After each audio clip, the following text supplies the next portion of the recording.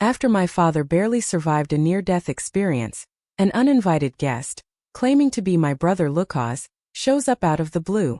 At dinner my mind races with questions like why he's here and how he knows so much about me. Soon, my mother stayed by my father's side, who was still healing from his surgery, while my brother Dean took on being my parental figure. I wasn't allowed to miss another day of school, according to my mother. It didn't matter that I almost died, or the fact my father was just in major heart surgery. Maybe my mom wanted him all to herself. Damien went back to running the shop while Dad heals. It's what he was made for. Strong, helping, kind, a true leader driven for success. Don't get me wrong, he could be an ass, but he was more than ready to take on the challenge of the shop alone. My father woke for a few moments, before his body shut down once again. He was beyond exhausted from death's cruel attack. But when he was awake he spoke words of love and comfort. After that my mother shooed Dean and myself off to home. I was grateful for some much-needed rest since I have school tomorrow. A busy day too. You think your father having emergency open heart surgery would allow a few acceptable absentee days. But my mother wouldn't allow it. She makes my brain tired. Speaking of tired, my brain hurts from all the information viscously thrashed upon me today. I hugged my brother, leaving him from the couch and TV. We were watching old episodes of Arrow. "Night, Dean," I said, walking up the stairs to my room. "Night, Rose, I will be here on the couch tonight if you need me," he said, his eyes not leaving the TV. I couldn't help but chuckle a little, my eyes still glued to his slouched figure. I tell you, there could be a tornado right in the front yard, and his eyes still wouldn't leave the damn TV. Once he was zoned in, there was no zoning out. But if anything were to happen to me, he would be by my side in a heartbeat. It's a sibling thing, kinda annoying yet loved. I know with him and Damien I will always be safe. But a twinge of pain hit my heart. I wondered if they knew we were only half siblings. I still loved them with all my heart. I hope they will love me the same once they find out. My sluggish feet finally made it up to the top of the stairs. My feet carried me to the door frame of my bedroom door. Not bothering to turn my lights on, I closed my door, striping my clothes one by one, hearing each flop as my body becomes naked. Stalking over to the clutter chair, my eyes seeing nothing but darkness, my hands searching, fingers feeling for something to wear. When I felt the soft fabric of my favorite sleep shirt, my hands fumbled the fabric around, searching for the head hole. When it was found, I swiftly draped my body in the oversized maroon tee. How I loved the supple material, brushing against my skin. Before I knew it, my body was already snuggled into my queen-size bed. The covers tucked under my body so as to not let anyone or thing under them. No air, and most certainly no prying fingers. With that last thought all snuggled in, my mind welcomed the sleep my body desperately craved. The feeling of hands running along my skin erupted, goosebumps all over my body. The scent of cinnamon, nutmeg, and sandalwood captured my smell. My new favorite scent, filling my lungs with every rapid inhale. Soft kisses linger upon my neck, sucking lightly, nipping. Small moans fill the silence with ever-lingering touch. His hands glide my shirt over my chest, the soft material tickling my sensitive skin. Another whimper escapes my lips as the tingles of his kiss erect my nipples. He knows what I want when I want it, teasing every bit of available skin with his sinful touch. He started trailing kisses from my left ear down my neck, over my very aroused chest, grazing my contracted stomach, till finally his lips teased my inner thighs, gently sucking and biting to my groin. My chest heaved with delight of anticipation. Before my lungs filled with air, his mouth blew on my hot sex. My sharp breath filled my chest to the brim, arching my back with satisfaction. His wicked tongue flicked out, curling against my pulsing clit, sending tidal wave after tidal wave of pleasure against my core. His tongue curling with the waves like the tides drawing back. His sinister lips suction around my nub, viscously taking more of me into his mouth, whimpering from his delectable torture. His chest rumbles with pleasure, adding vibrations directly to my clit. It's as if the pleasure was so intense. When I opened my mouth there was silence. Cries of pleasure stuck in my throat. When I felt that twinge deep in my belly, the feeling building, my body thrashing against his torturous tongue, thrust up and down, rocking my hips to his delicious rhythm. My sweet escape to pure ecstasy crashing down through my core. Pulse after pulse riding out the sensational throb between my legs. When his finger plunged into my drenched flower. The sounds of slush filling the air. His fingers curling against my G-spot. Sending another earth-shattering orgasm. Pulsing through my body. This one feeling more intense than the last. When my orgasmic moans stopped filling the space, his body pressed down against mine, trapping me between his demonic body and the bed. His heavy breath fanning against my ear. You're almost ready for me, my sweet Rosie. His deep voice lust-filled. Suen ruisi farai suen. With a final kiss upon my neck just below my ear, his presence disappeared, the pressure of his body vanishing into the night, the cold air clashing with my heated flesh, leaving me craving more of his everlasting touch. I was alone once again in the deep of the night. The next morning the sun peeked through my curtains, waking me just before Dean knocked on my door, making sure my body was fully covered, before inviting him in. Come in, I said, my morning raspy voice needing a touch of water. The door to my bedroom swung open. Dean walked in just as groggy as myself. Just making sure you're up. It's 7:30, better get moving. He spoke through a yawn. It's amazing I understood him. A yawn escapes my mouth second after his ended. Damn, it's weird how our brains work. I just nodded to his still droopy eyes. I guess that was sufficient confirmation because he slowly turned around, shutting the door behind him. Pushing the cover over my legs to my feet, I stepped out of bed heading to my closet. What's on the agenda for today? Pure hell. With a little bit of bliss. Today. Thank God it's Friday. I know that doesn't change the fact I have had an absolutely crazy week. Everything has happened so fast. I feel like my life is spinning out of control. Dean is doing the best he can. I love my brother, but he should stay far away from the kitchen. I can already smell the burning French toast, and with my bedroom door closed.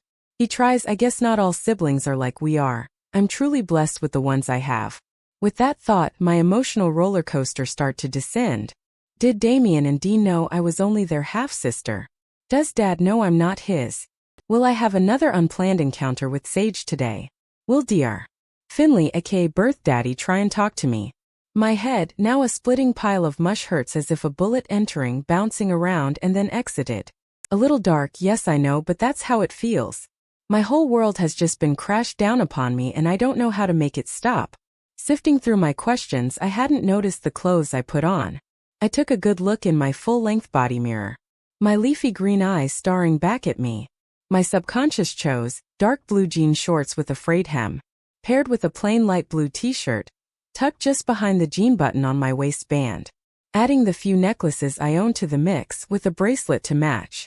Perfect. Now my hair, on the other hand, was a mess. So up in a messy bun it went.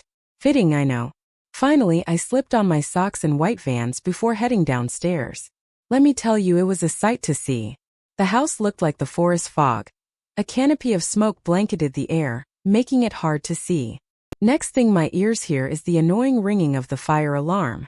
Speedily hopping down the stairs, I curled around the corner, my hand and arm guiding against the wall to see the most interesting sight of pure laughter.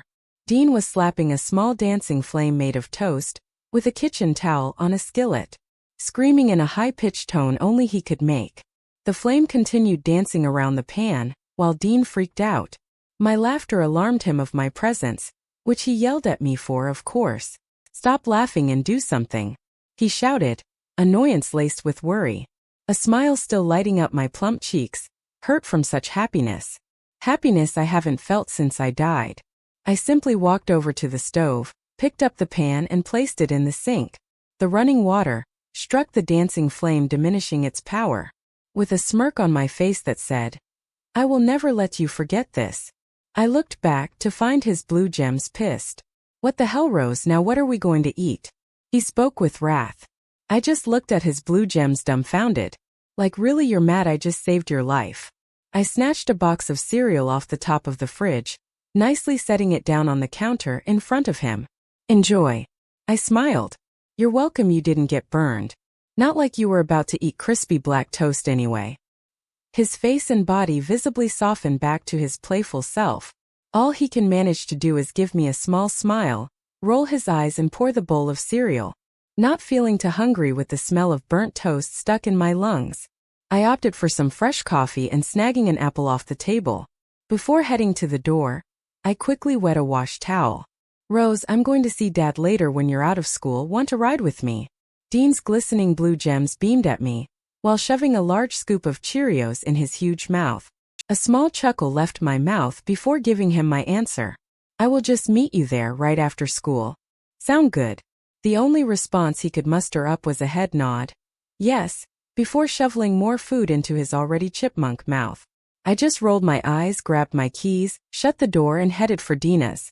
Speedily cleaning Jane's steering wheel of the red paint, I sigh, knowing Dina would be pissed at me. I was about to get an earful because not only did I ditch school yesterday, but I ditched her. Her older sister had to take her and they pretty much hate one another.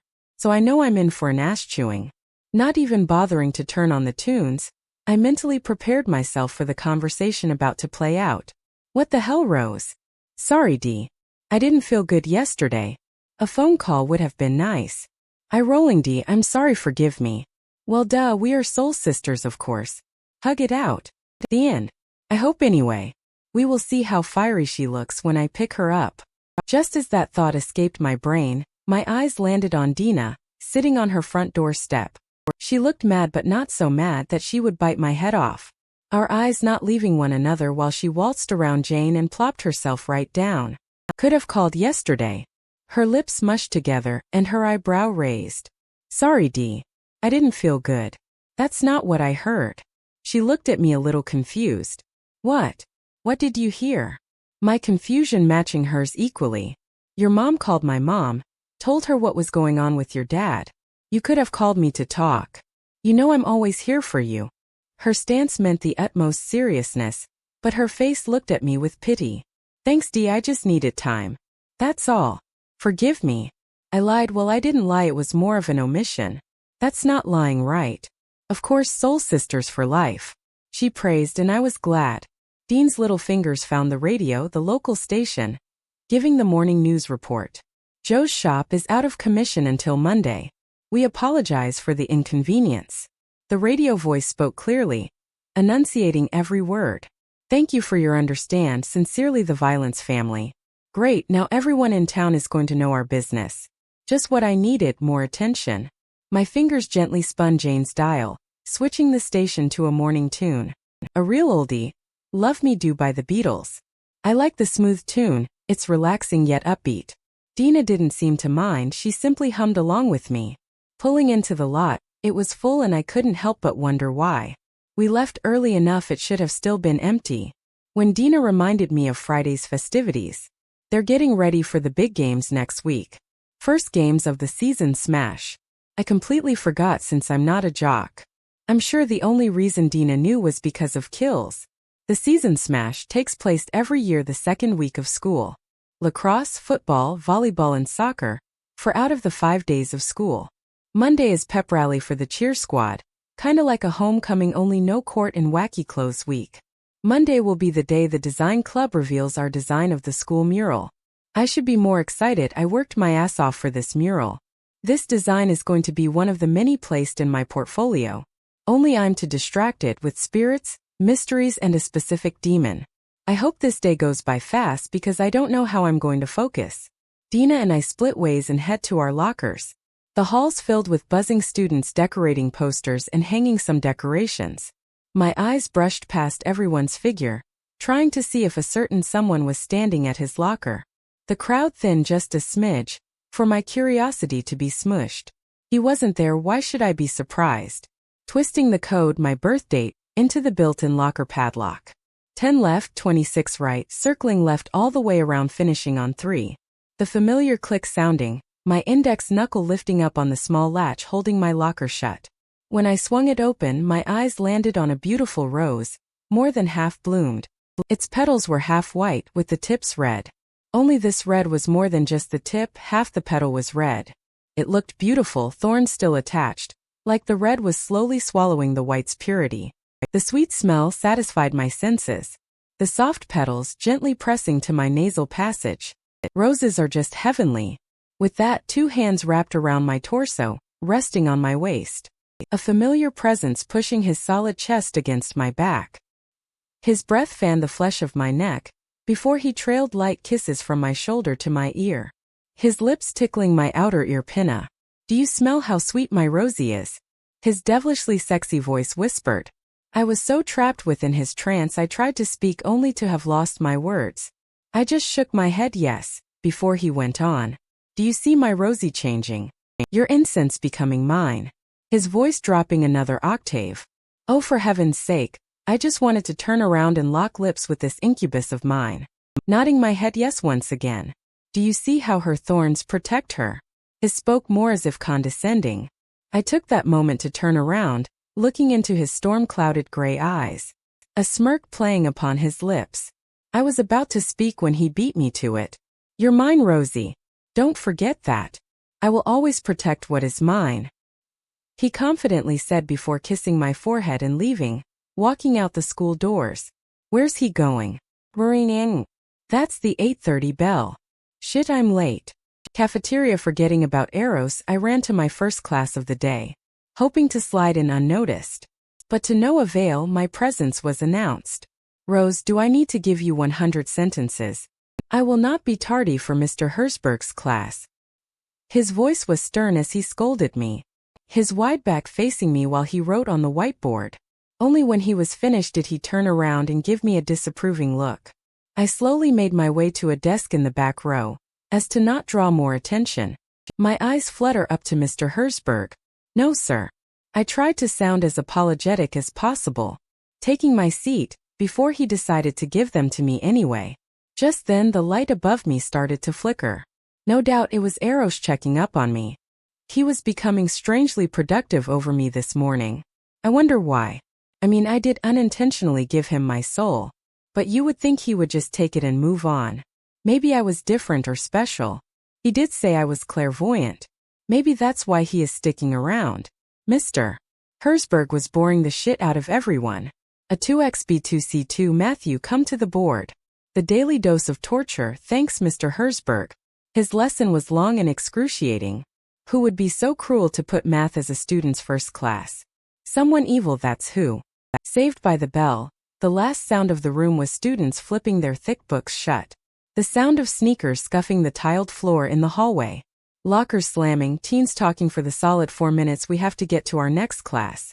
With Eros gone, my English class was dull and boring. He's my partner, but he's gone. The lights flicker once again. It's like he knows when I'm thinking about him. People generally see what they're looking for and hear what they listen for. Harper Lee. Oh, the irony. Spanish came and went as fast as Mrs. Speedy. That one can really talk fast and move just as fast. Finally, when the bell rang for lunch, my belly growled with dissatisfaction. I guess skipping breakfast this morning wasn't such a good idea. I'm actually pretty impressed with myself though. At least my stomach didn't sound like a bomb in a quiet classroom. Why does this day seem so weird? I should feel happy. I'm a 16-year-old junior. I'm supposed to be having the time of my life. But since death rejected me, life seems like a never-ending story. Rose, you coming? Dina said, snapping me back to reality. I love this girl. Yeah. Sorry, just thinking. I smiled lightly, jogging to her side. Where's Kills? He's with James already at our table. They got let out earlier. She tells me, annoyance hissed in her words. Lucky bastards. I spat with her, making the pair of us giggle. Have I ever mentioned I don't know where I would be without her? Oh, I have. Well, sorry, get used to it. Because this girl is my soul sister for life. The cafeteria was buzzing with noise like a stadium. Music playing, student clowning around, and of course eating. It was almost like a jungle today. Everyone was hyped for the weekend, I'm guessing. I mean, we did make it through the first week of school. That's a major plus, especially for me with everything that's happened. I'm shocked I'm still going, to be honest. After grabbing our food, we headed straight to the table. Hey ladies. James smiled widely. I don't normally see him smile, but when he does, it's magic. His magnetic pull is the positive to my negative. There's no other way to describe it. After my accident, I just feel more and more towards him. I see more the light that surrounds him. He is pure. Hey James, Dina politely said, before turning to Killian with her lovable blue eyes. and a secretive smile across her lips. "Hey babe." Kills just looks back at her with so much love and affection, taking every bit of his love, caressing her hand. Dina took the seat next to him, completely ignoring my presence. They really are love-struck. When my eyes drifted to James, who was obviously staring at me, his deeply gorgeous blue eyes locked with mine. He shifted a little, opening his stance, while I took the seat next to his side. "So are you ready for tomorrow?" he sheepishly asked. I could sense how nervous he was because I was just as excited and nervous as him. "Yeah, it's going to be fun to actually get to know you," I said, trying not to sound like a fish out of water. But after I said that, James looked at me with confusion, like what I just said was the dumbest thing he has ever heard. "What do you mean? You know me." "I know you." He spoke plainly, his brows still holding confusion. "Not really. Yes, we know each other. What I'm saying is we will get to know each other more. Things I wouldn't normally tell you. You know." I felt like I was starting to babble. His expression softened. I guess he understood. We have known each other for years. But James was always the jock who was just a boring guy to me. I wonder what changed. "I look forward to this date then." He smirked at me, while running his finger along my upper shoulder. A small smile crept upon my lips, the heat building within my cheeks. I'm sure I was a blushing mess. I have never seen this side of James, and I was liking it. I was liking the attention, pure undemonic attention. Just then the lights to the zoo-filled cafeteria shut off. The only light given was from a skylight above, dead center of the room, barely emitting enough light to see. A sudden shake erupted from our table, the sound of trays and silverware clashing with the wooden tabletop. Capturing the attention of surrounding students, they looked in shock, curiosity overshadowing the fear building within others. When a loud scream echoed against the brick walls, another table began to rumble. The cheer squad girls all shrieked when their table joined the commotion. Soon every table began slamming against the ceramic tiles under their feet. Shock, fear, confusion, curiosity all filled the cafeteria. Faculty bewildered at the sight unraveling before them. Our table began to smash harder, cracking the tile under its feet. The four of us jumping away from the possessed table. Dina clung to Killian's side, horror consuming her small figure, while he cradled her tightly against his equally small frame. James leaped to the side, leaving space between him and the table, leaving me to fend for myself. Before I managed to finish my step back, the table slammed its final crash to the ground. A deafening silence filled the air. What was that about? Why did everyone see it? Why did it stop? Questions zoomed through my brain as to what just happened. When the lights flickered back on, shining light upon the students cowering in fear, Tam Tam, the school's secretary, broke the silence with a command to leave the cafeteria. Students hastily pushed through the double doors, heading straight for the hall. Another teacher, Miss Sukup, directing students to the gym. Our principal, Mr. Heidzek, addressed the student-filled gym. For those of you involved in the cafeteria incident, a mandatory counselor appointment will be made with each of you.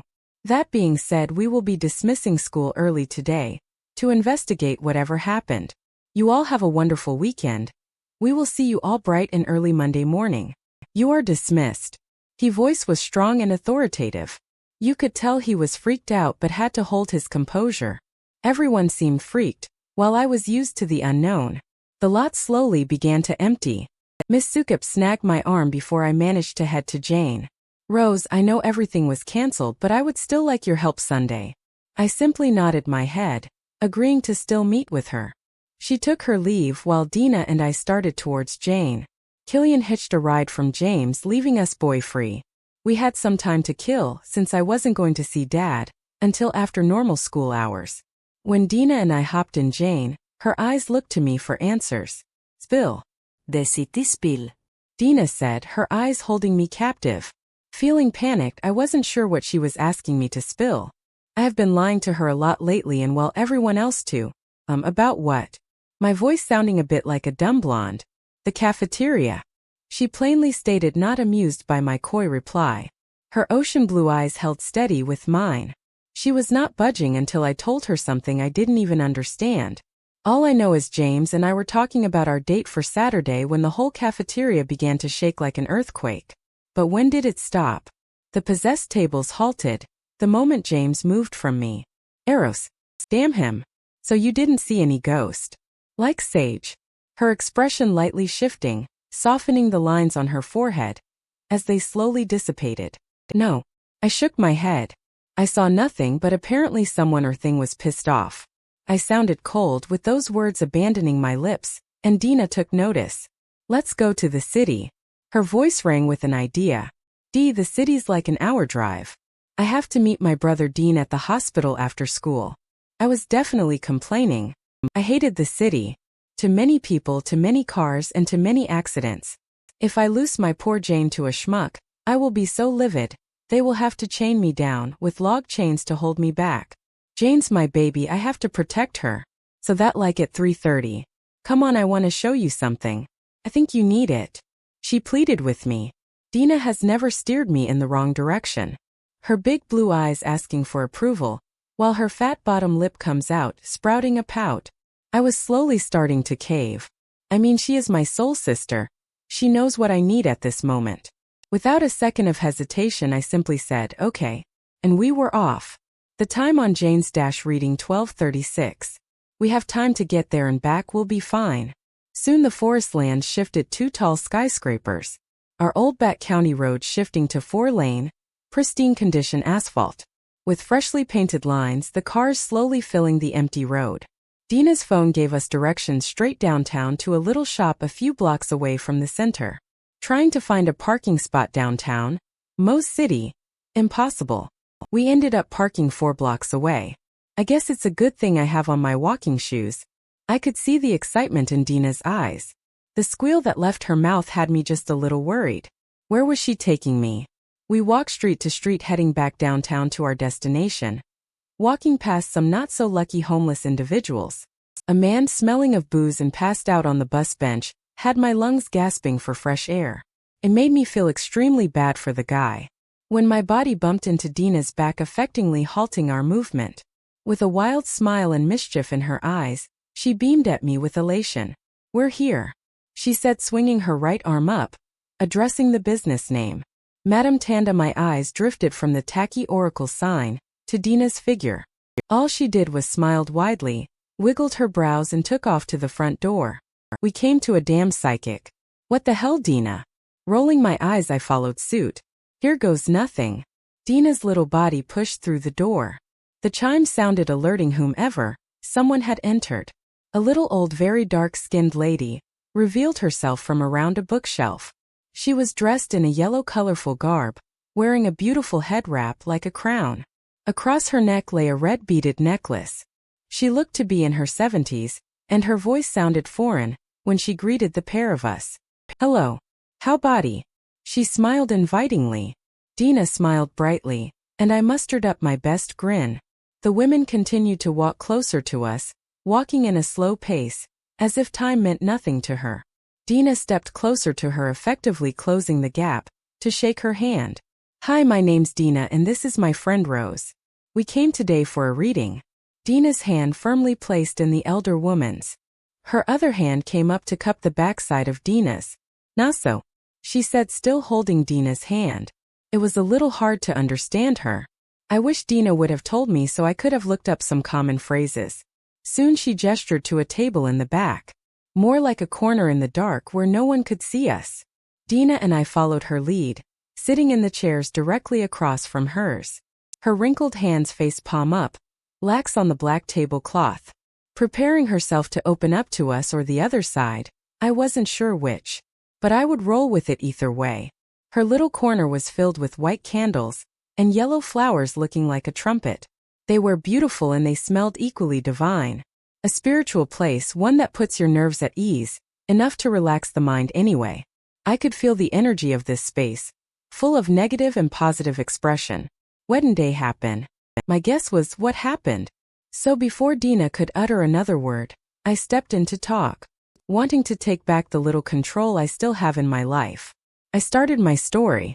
Madame Tanda, I am seeing things that I shouldn't.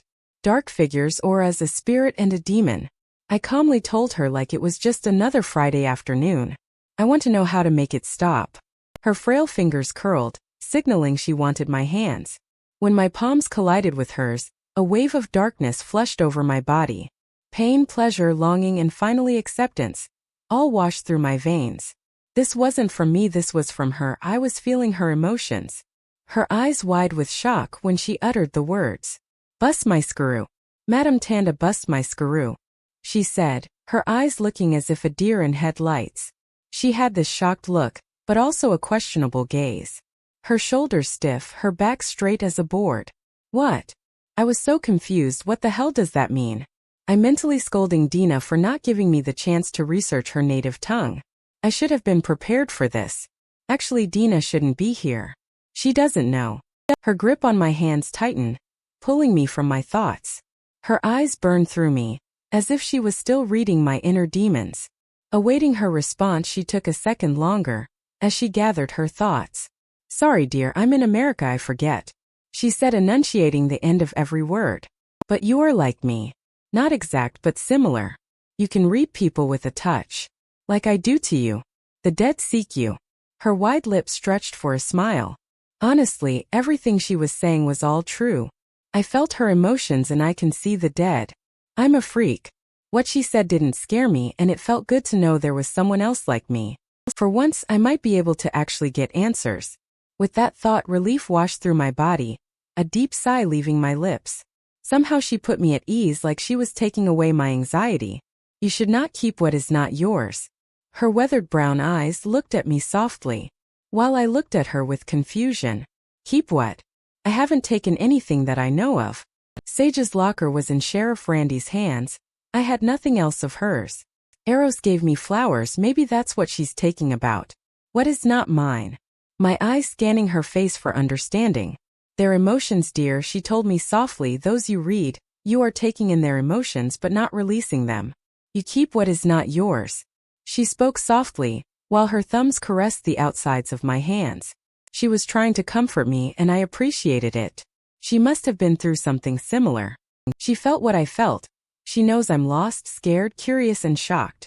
I never knew one person could feel so many emotions at one time. It's like tearing a piece of paper into a million different little pieces. The puzzle of putting it back together is nearly impossible. Every time I feel like a piece will fit, something else happens in my life, shredding any ounce of hope I still have left. But speaking with her today gave me just that, hope. Hope my father will be all right, my life will fall back into place, and finally, hope I will help catch Sage's killer.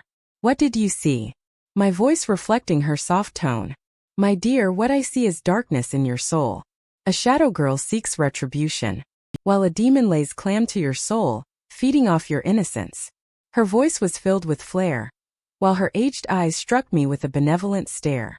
She was deep in a trance, reading all my mind, body, and soul would allow. Dina, who I had forgotten, sat next to me, shocked. Her face looking that of a ghost's face. With her jaw dropped and eyes wide, she was confused, and I was in deep shit. I have no idea how I was going to explain all of this to her. What is she talking about? Dina managed to speak, her body slightly shifting uncontrollably. I could feel her uneasiness radiate from her body. I'm just as confused. I lied just a little. Okay, a lot. I don't know how I'm going to explain this to her. I feel so guilty for not spilling everything. But at the same time, I want to protect her from all of this. She means the world to me, and I don't want her getting hurt. I don't want Eros getting his grubby finger around her, and I defiantly don't want Sage haunting her. I don't want her to feel the way I feel. Madame Tunda decided to keep rambling, ignoring the side conversation Dina and I were having. "She will haunt you for eternity. You will be his. When the contract is sealed, your life will mean nothing come death." Her voice was sounding as if spoken by a wise old woman. She knew more than she was telling, and I wanted to know. Who is she? Sage. How do I break his contract? My questions babbling on and on. I needed answers, and she seems like my best shot. Sage is very angry with you. Her tone mocking. As for him, the only way for your contract to break is for you to lose your virginity to another man. This time she spoke very clearly, as to make sure I completely understood the task at hand. Sage was pissed, I knew that for sure. I had felt it many times before. As for losing my virginity to another man, I have just the guy in mind. Tall, mouth-watering, muscular body and sandy blonde hair. perfectly matching with his handsome blue eyes like the midday sky. Gosh, just thinking about him gives my stomach butterflies. Why is Sage mad at me? I was so confused I thought I was helping her find her killer. I did feel her anger towards me, but maybe she was confused or that was all she could feel. Madame Tanda just looked into nothingness, her eyes lingering over my left shoulder. It will soon be revealed. This woman was impossible. All I want is a straightforward answer. Damn it. She was giving me everything I was searching for, but now she decides to clam up. Can you tell me any more? The frustration evident in my voice. Her hands finally released my wrists, immediately snapping her out of the spiritual trance she held. Her body shifting, visibly relaxing. Before she spoke the only words that could chill me to the bone. She hides within you. Dad's truth. Without another word, I took $50 out of my pocket and left it on the table. Signaling to Dina we were leaving. Madame Tanda didn't utter a goodbye as the bell dinged, signaling our departure. Sliding my phone out of my back pocket, I read the time. 2:30 flashed across the screen with a click of the side button. We had to leave if I was going to make it to the hospital on time. The moment the door closed behind our butts, Dina broke out of her cone of silence. What the hell was all that about? Her tone both confused and standoffish. I'm not entirely sure. Shrugging my shoulders. I needed to lie. I needed to keep Dina as far away from this as possible. Well, if you don't know, then she must be freaking crazy. I mean, she kept saying you have darkness in you. I have known you my whole life. You are far from darkness. She said with conviction in her words. She believed me and I was grateful. Yes, I hated lying to her and she believed my lie so easily. Trust is, it was a must when friends are like sisters. And I felt like shit for not telling her the truth. The drive back to town seemed faster than the drive to the city. Dina and I just jammed to Jane's radio, leaving words unspoken. I could tell she wasn't at ease from early, like I was still replaying every word Madame Tanda said. When I finally pulled into Dina's driveway, she looked at me one last time before waving goodbye. I wasn't so sure she truly believed my lie from early now. Jane's engine purred, from Dina's to the hospital. Dean's little green truck already parked up front. I was so ready to see Dad to ask him questions. I would hate to see my father's ghost. Yes, a gift but also a curse. To see but not be able to touch, to not feel his heartwarming hug one last time. I needed to stop thinking like this. He's fine. He pulled through and nothing was going to stop me from curling in his bed for a father-daughter cuddle. Laughter was heard from the end of the hallway. The closer I came to his room, the louder the laughter became. When my eyes fell upon a room filled with love and joy, rejoicing in Joe's recovery. My brother standing beside his bed. My mother curling her fingers against his scalp. My Uncle Tim stood at the end of my father's bed. Seeing everyone's happiness just melted my heart. But I also felt like the odd man out. Without a second's delay, I stepped in the room, making my presence known. My father's wide smile stretched across his pale face. "Rosebud, come here," he said while swatting his bedside. I took that as my invitation to get my cuddles and curl under his arm. My mother stepped to the side, allowing my entrance. She didn't seem mad at me anymore, so I guess that was a good sign. "Tim, would you give us all a second?" My father asked his younger brother to step out. "Only a second," he said, cocking his eyebrow, before stepping out of the room and shutting the door. The happiness in the room started to fade. My father's arm tightened around my shoulders. So I looked up to greet his loving eyes. "Your mother told me what you heard. So I guess it's time to clear the air," he said in a gruff tone. His voice still sounded dry, probably from the breathing tube they inserted. I decided not to speak but to nod my head in understanding. All my doubts were about to be confirmed or denied. My mother's hands started brushing my hair, while my father spoke. "Yes, dear. Finley is your biological father. Your mother and I had issues, things happened, and then you were born. I am your father. You will always be my daughter. Just like Dean and Damien will always be your brothers." His eyes wandering over to the two sitting quietly. Their eyes beaming at me with love, I guess. With that moment my father kissed the top of my head, signaling the end of his confession, but I was far from done questioning. "Mom, Dean, Damien, I would like to talk to Dad alone. Please." I tried my best to sound as sweet as I could. Mom didn't want to give me the answers, but I was sure Dad would. All their eyes lingered on me as if what I asked was impossible for them to do.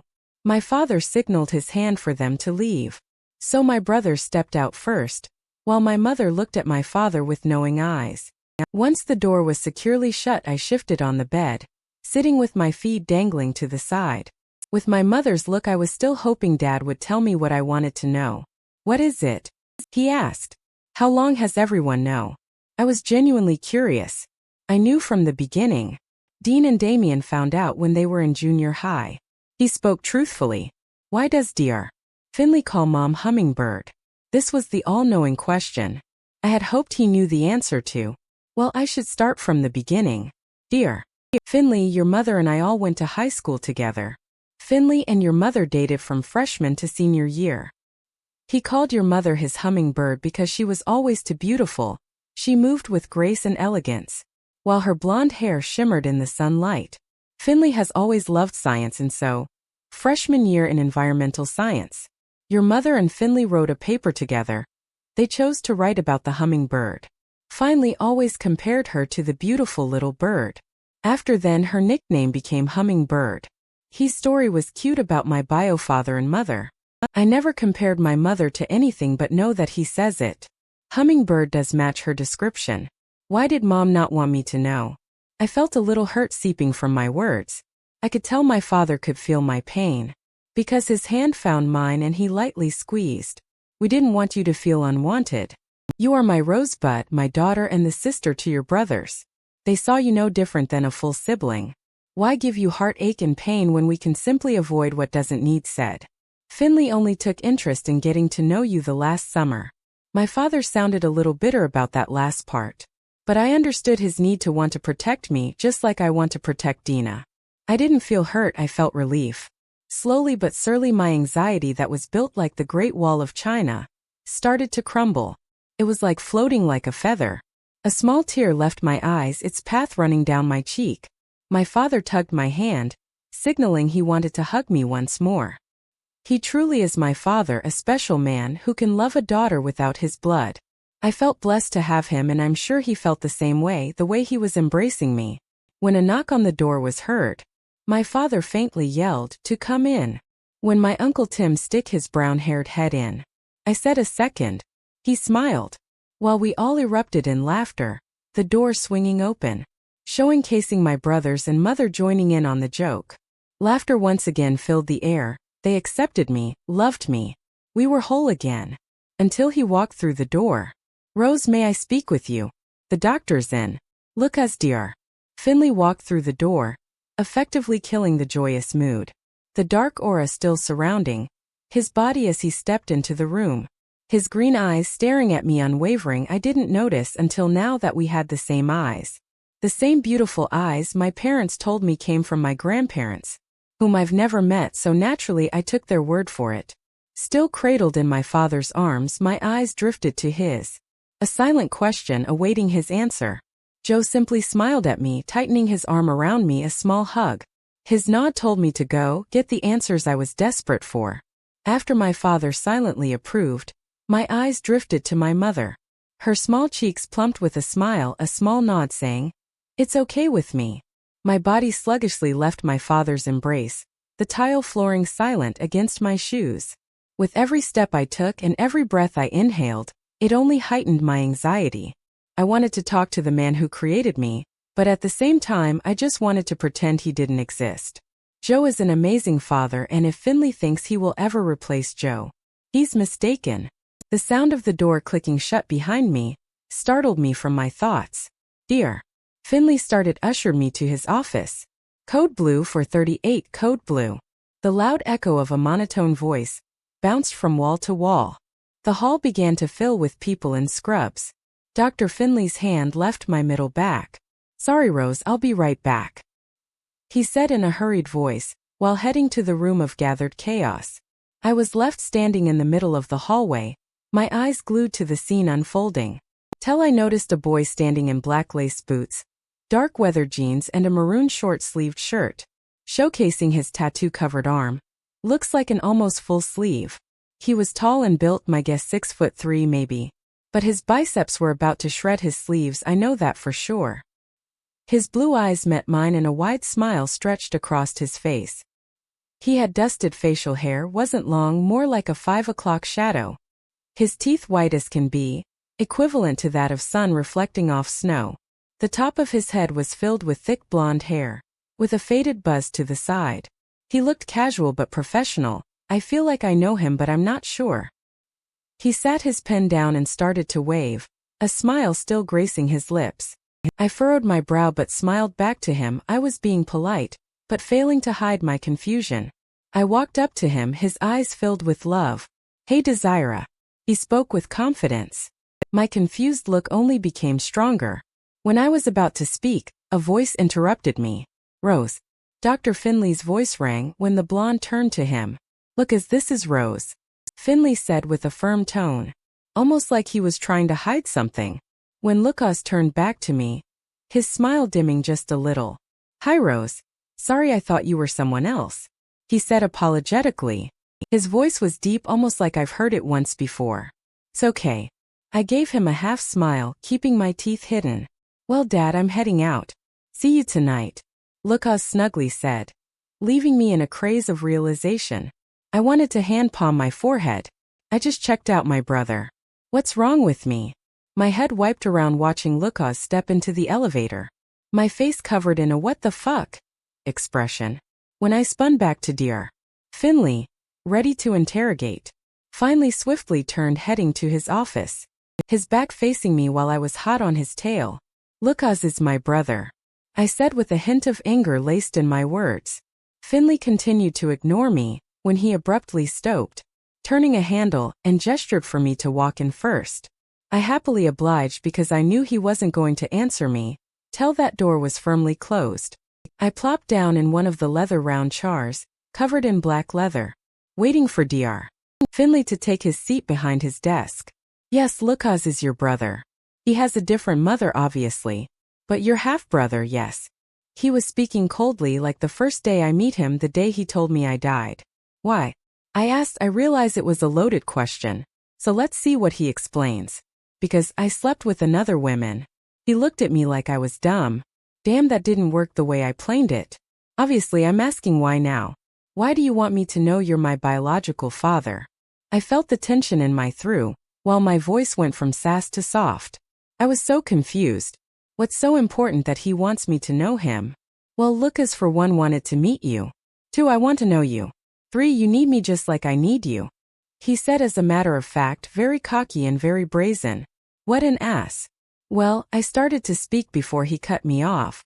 "We would like you to come to dinner tonight. Lucas makes an amazing spaghetti and meatball," he asked, trying to sweeten the offer. "Meatballs. I wonder if he asked my mom what I liked. Because spaghetti is my favorite dish." "Just the 3 of us?" I questioned, raising an eyebrow at him. "Yes." He spoke abruptly. "Fine." I mimicked him back. "Good, 7 o'clock sharp," he plainly stated, before turning his attention to paperwork on his desk. "Shut the door on your way out," he commanded. Geez, I feel like I'm being fired.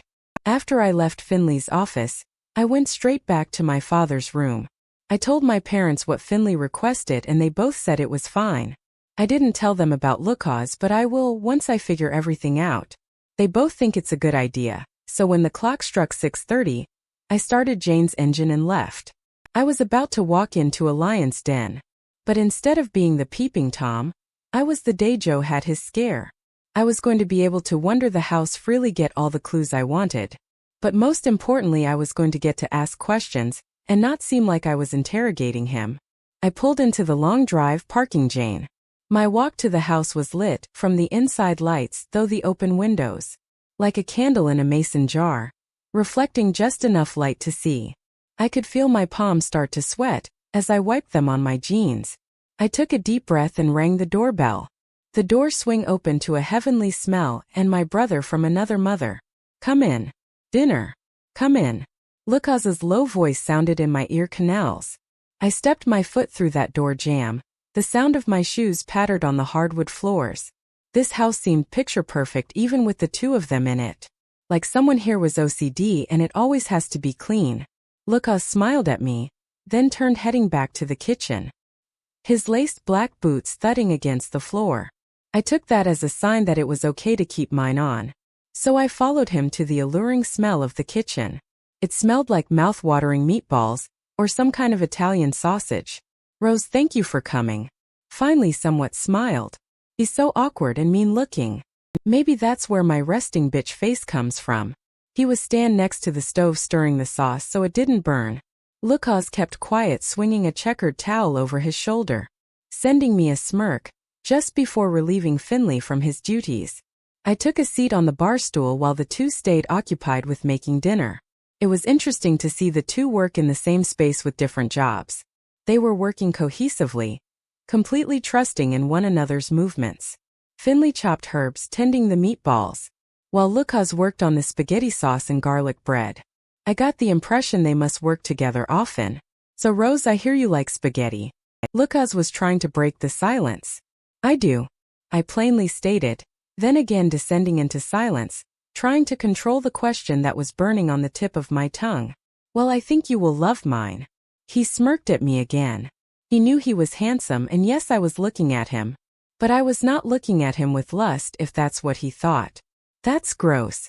Before I managed to shut my mouth, I couldn't help the word vomit. Why did you call me Desira? Shit, I was hoping to make it to dinner. Both Lucas and Finley's green eyes locked on mine. It just got a whole lot more awkward in here. But I needed to know. I thought you were someone else. I told you that early. His answer sounding that of annoyance. I know, I just wanted to know where you knew this Desira from. I was going to find out, damn it. Well, that was until Dr. Finley decided to shut it down. You don't need to worry about that. We are here to talk about you. Finley's eyes left mine, so he could scoop up his freshly chopped herbs, placing them in Lucas' sauce. With Finley's job done, he asked me to sit at the table already set with 3 plates. Finley sat at the head while I sat to his right. Lucas grabbed hold of the sauce, bringing it to the table, his hands covered with oven mitts. He made another trip, bringing the meatballs, garlic bread, and then finally the pasta. A glass pitcher filled with ice was set to my right. I picked it up and started to pour mine. Finley raises his glass for me to fill his. Lucas then did the same. We sat in silence while we each put food on our plates. Finley's plate was filled moderately while Lucas had a heap full. I looked at my plate that had just a scoop full. Normally I ate a lot, but tonight wasn't about eating. So, Finley, why do you call my mother Hummingbird? Man, I was starting out with some deep questions. I hope he's ready to answer. Hummingbird. I don't know what you mean. I have never called her Hummingbird. He looked at me with confusion. What a dumbass, I heard him call her that. What the hell is tonight about? Lying. Really? Because I heard you call her that, in the hospital. The interrogation was on. He and Lucas looked at me shocked, as if I was a monkey with 2 heads. I can be just as brazen as he. After all, I am his flesh and blood. Oh, that. Well, that was the nickname I gave her. He said, twirling his fork with spaghetti. Hey, eyes still looking directly at me. But I decided to double-team this. Directing my attention to Lucas. Lucas, how long have you know about me? I blinked a few times to show my distaste. Lucas filled his mouth with a large meatball, stopping him from answering. But I knew it was just a ploy to stall and think of a good answer. Do these two think I'm dumb? When he finally swallowed, his gave me the answer I wasn't expecting. Since the end of your last school year. Right before summer. He then filled his mouth with garlic bread. So why do you want to know me? I hadn't touched my food. I wasn't planning to, and this was turning into more serious conversation than the light-hearted one like they planned. Well, he started to stutter. He was going to slip up. I just knew it. Because I wanted to get to know all sides of my sister. Is that okay? Well, that wasn't what I wanted to hear. Because I wasn't sure I wanted to know him. What's your favorite color? Finley asked, giving my attention to him. I replied. Red. Yours? I fired back. His cellar doors are red. Blue. He said without hesitation. Maybe I am more like this man than I thought. Nature versus nurture, I guess. Mine's blue too. Lucas added. Well, aren't they just 2 peas in a pod? Why does this house look like no one lives in it? I triggered back. Because we don't. He spat. What? They don't live here. Then what is this house? It is a lake house, but still. I saw him come here, he uses it. But for what? Then he decided to ask a question.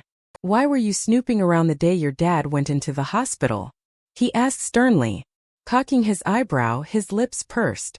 Shit, I didn't think he saw me. Maybe it was the handprint on the cellar. I saw this house had fresh mint herbs, I wanted some. Didn't seem like you would care since you don't live here. Damn. That was good. Nice thinking, Rose. Mental high five. That's stealing. Lucas chimed in. I almost forgot he was here. Well, it's getting late. Mom is expecting me home by 8:30. My tone expressionless. Two can play this game of intimidation. Best not keep her waiting. He coldly spat. Tell my hummingbird hello for me. I walked out his door, not bothering to reply or look back. I jumped into Jane and started backing out of the drive. When I turned back, I saw both Finley and Lucas watching me from the large bay window. Both had darkness surrounding them. I wonder if I have the same thing. I've never noticed if I have or haven't. I guess when I get home to look in the mirror we will see. The only thing I learned from that dinner is Finley knows how to lie. And Lucas serves his father's every silent command. It felt like everything he said to me was rehearsed, and it probably was. I walked into the house, seeing both my brothers sitting on the couch. Ironically, both ignoring the fact their little sister just met her other family. My mother sat at the kitchen table, reading a book, Rose's Daughter by Robin McKinley. It was her favorite book when she felt down. She used to read it to us when we were younger. Beautiful story. Hey Mom, I'm home. Just going to head to bed. I said softly, pulling her eyes from the worded pages. Okay sweetie, good night. I love you. She smiled. I gave her a hug and she stood up, embracing me. Next thing I knew, 4 more arms wrapped around us. My brothers had joining in on the love. This made me happy, made my heart melt. I love this family with all my heart, and I don't want anything to destroy that. Not anyone.